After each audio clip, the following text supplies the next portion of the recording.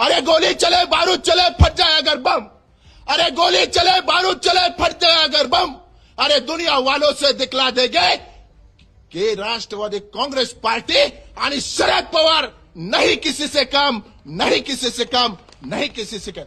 अरे माशानं सागर भर पाणी प्यावा, माशानं सागर भर पाणी प्यावा असा काळ उजळला होता वेडा. शाहू फुले आंबेडकरांनी तुझ्या तोडल्या नसता गुलामगिरीच्या बेड्या, गुलामगिरीच्या.